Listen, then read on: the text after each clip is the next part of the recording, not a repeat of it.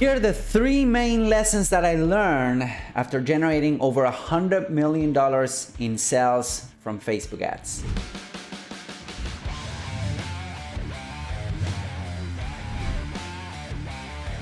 Hey everybody, Hernan Vasquez here with ScaleDriven.com, and in this video I want to share with you my 3 biggest lessons that I learned after generating over $100 million in revenue attributed to the campaigns that were run on Facebook, Instagram, and some other platforms as well, and after working with some of the biggest names in digital marketing like Grant Cardone, Frank Kern. I advised Tony Robbins and Dean Graziosi team. I worked with Steve Kotler, Patrick Bet-David, Paul Getter, Dan Henry, many others, and on this video I want to share with you some of the lessons that I learned throughout the way and the past 8 years on advertising and decade and a half in digital marketing. So basically I wanted to condense all of those learnings into easy to digest nuggets that you can take and run with. Now, if you like this type of content, feel free to subscribe, share, comment below, rate, whatever it is that you're watching this piece of content right now, because it would mean a lot to me, and that allows us to grow the channel, get more people impacted by our content, and it's pretty cool. Okay, so I've been lucky and blessed, and I worked with some of the biggest names in digital marketing industry. I was Grant Cardone's marketing director for almost 3 and a half.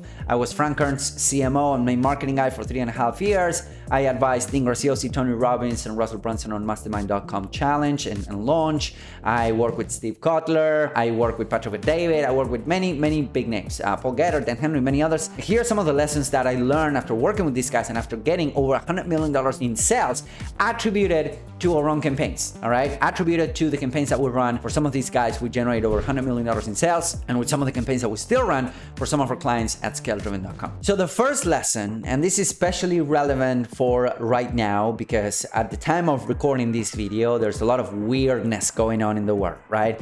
There's a recession happening, and there's inflation, and there's this thing and this conflict there and that conflict there. So there's a lot of uncertainty in the world right now, right? To the point that a lot of big companies, big tech companies, they have huge layoffs happening right now, and they have, they're pulling their advertising spend out of social media platforms and some other platforms. And that creates, in one word, a lot of opportunity for guys like you and I, for smaller entrepreneurs that want to acquire massive amounts of customers. So one of the things that I learned after working with these guys is that they keep on advertising no matter what. And the reason why it's relevant right now is because, again, as big companies pull off their advertising budgets from the networks, the cost to acquire customers and the cost to acquire clicks and leads and phone calls, etc., goes down. And there's a window of opportunity right now for us to go out there and acquire customers and get more customers to our businesses for cheaper. So if you take a look at, let's say, November 2022 versus January and February 2023, the cost to advertise has gone down dramatically. Even if you compare January 2023 with January 2022, it's still cheaper to advertise, especially on Facebook and Instagram. And the big dogs know it, and they're going on the attack. Right now, they're definitely going on the attack, and they keep on advertising. While everyone else is retreating, while everyone else are fleeing, while everyone else are cutting on marketing and advertising, they double down. And the second reason why they do that is because as much as you keep on advertising, it breeds this sentiment and this feeling of trust and knowingness and something called familiarity. And the reason that happens is because we're wired in our brains to kind of connect with people on a deeper level the more we see them. Like, for instance, let's say that you start binge watching a series on Netflix, or you start binge watching a YouTube channel or some celebrity online and whatnot. At some point you start thinking and you start feeling like you know them, that you're their friend, that you understand how they think and you understand how, who they are. You start feeling like you know them. Like, for instance, right now I've been a big fan and consuming a lot of content from Andrew Huberman, which I think is a genius, by the way, and he's half Argentinian, let me tell you that. That makes him super awesome because I'm Argentinian too. But the reality is that at some point I watched so much stuff from the guy, right? And I listened to all of his podcasts, or more so of his podcasts anyways, and then I can connect the dots and I can say, oh yeah, he said this at this point and he said this other thing at this other point. So this breeds this sentiment, this feeling of knowingness, right? And familiarity and trust and whatnot. So again, these people that are spending hundreds of thousands, even millions of dollars every single month on ads, they know this. And and they keep on advertising. Now, other entrepreneurs, do the exact opposite. They stop their ads. They're not consistent with their ads. They start and stop them, and this doesn't work, that doesn't work. But these guys, they just keep on advertising because they want to breed this sentiment of trust and goodwill, which at the end of the day translates into more revenue. They're not doing it because they're running a charity. No, they're doing it because it makes sales processes so much easier to have these big brands out there. So again, especially throughout these times that things are kind of weird, you want to double down on advertising. You don't want to stop them. You want to keep on advertising. Number two, the second thing that I learned after getting over $100 million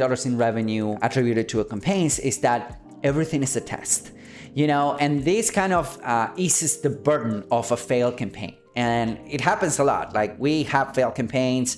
Pretty much everyone that has been running ads for a while, they'll tell you that they launch some ads and they don't work and whatnot. So we like to approach things as if everything is a test. Because here's the thing, if everything is a test, if everything is an experiment, you're in the lab and you're in lab mode 24/7, then if something fails, you don't feel as bad, and you give yourself the permission to keep on testing. So for instance, at ScaleDriven.com, we have a lot of data. We've been doing this for a long time. We've been doing this for a decade and a half, 8 years plus on advertising. So we have a lot of data, but sometimes I think that something is bound to work and it doesn't work. And some other things that I think, well, this is not going to work in a million years, they end up working. So everything is a test, and you want to come with this beginner's mind to advertising, even if you have a lot of data under your belt like we do. So for instance, sometimes we'll have conversations with clients and we help them with their marketing strategy. We help them with their funnels and their email sequence and their ads, and they come up with an idea. Or they say, well, I think that we should try this because I think it's going to work. And I don't want to be right. I want to be rich and I want to make my clients rich. That's the idea, right? So I would rather be rich than right. So something that we usually do is, listen, we can definitely give this a shot and see how it works. This is how we've been doing things, and it's been working really, really well for us, but that doesn't mean that we cannot actually give these two things a go. So we're gonna try your idea, we're gonna try our idea and see which one wins. Now, sometimes the client was right. And what happens is that we scale his campaigns because his idea worked, and now we have a new way of doing things, which we didn't have before. Now, sometimes that idea doesn't work, but our idea works, right? So what do? Then we scale and we go ahead and we develop what we know works. So there's a lot of value. There's a lot of, I would say there's a lot of benefits of you taking marketing as a test and just trying stuff. Like, the worst thing that could happen is that you lose a couple $100 or you lose a couple $1,000, or you just launch an offer and it doesn't work, and you just do it again, and then you do it again, and then you do it again until something works. And once something works, then you scale it. And number three, the three main lessons that I learned after working with some of these big names and getting that much money attributed to our own campaigns is that if your ads are not going to be helpful, don't make them. I've been blessed and lucky enough to work with Frank Kern for 3.5 years, and he always says this thing. Number one, create helpful content. And number two, make sure that you make offers, right? So number one, create content. Number two, make offers. That's all you need to do to grow your business. And that it's completely 100% right. And the reason why he says that is because once you put out content, when you're putting out this type of content, helpful content that is magnetic to the people that you want to work with and repellent to the people that you don't want to work with, right? That's something that you want to have in mind when you're creating your content. Then what you want to do is you want to advertise that content. You want to push it out. You don't want to spend all of this time creating content, editing content, uploading content, and then just leave it to a random algorithm to show it to potentially your ideal audience, or you are going to be waiting to go viral for it to work. No.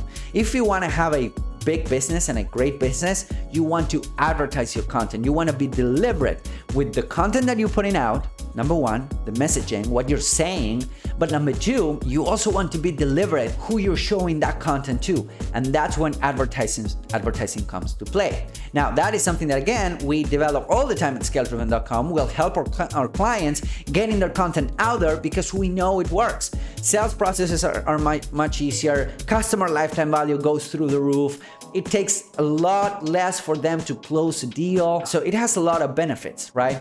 And then if they don't have any content, we'll help them script that content in a really specific way, and then we'll show it out to the world. Like, wouldn't you want your first impression to be the best possible impression with somebody? Wouldn't you want to get that first handshake the right way? Especially if somebody that could be a potential buyer from you or a customer from you down the road, wouldn't you want to impact that person in a really cool way with your content, right?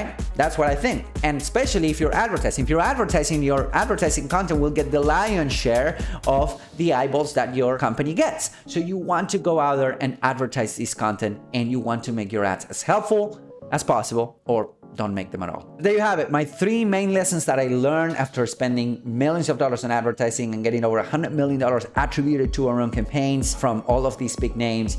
If you can think of any other lesson, if you've been advertising for a while, just let me know. Let me know in the comments somewhere around here. I want to know what lessons you learned as well, and I want to hear from you. So go ahead and leave us a comment, leave us a review, rate this episode, subscribe, share this with somebody that needs to see this, because it really helps the channel grow. And if you have a working business, if you have a working offer and you want it to work better and you want us to help you blow it up, we don't charge any monthly retainers, any monthly anything. Just go to scale-driven.com. There's a message there. You can schedule a call, talk to somebody in my team to see if we're going to be a good fit. Thank you so much for watching. We'll talk to you guys soon. Bye-bye.